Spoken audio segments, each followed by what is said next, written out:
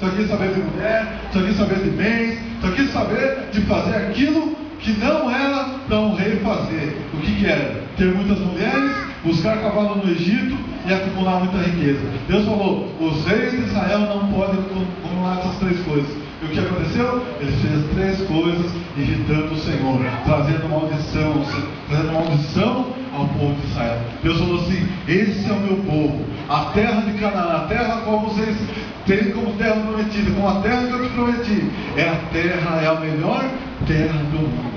E aí começa a reinar Jeroboão, vira aquela guerra, o reino é dividido e morre Omri. De repente vem Acabe. Aí começou a desgraça. Por quê?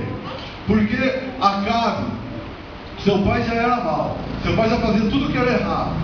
Acabe, quando começou a reinar, começou a fazer da mesma forma que o pai.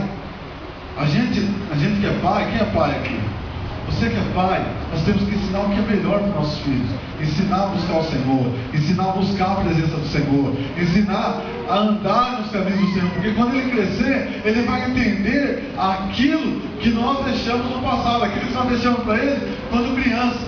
Pode até dar uma desviadinha, mas ele não vai desviar totalmente dos caminhos do Senhor. Por quê? Porque aquilo que nós plantamos lá atrás vai acontecer no futuro. Nós vamos ver nossos filhos prostrar aos pés do Senhor, assim como nós queremos.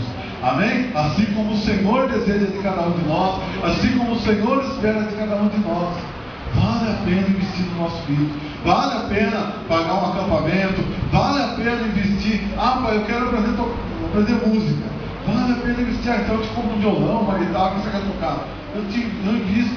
Vale a pena nós investirmos. Por quê? Porque nós sabemos que eles não vão desviar totalmente, que eles não vão morrer. Amém? E chega e Acabe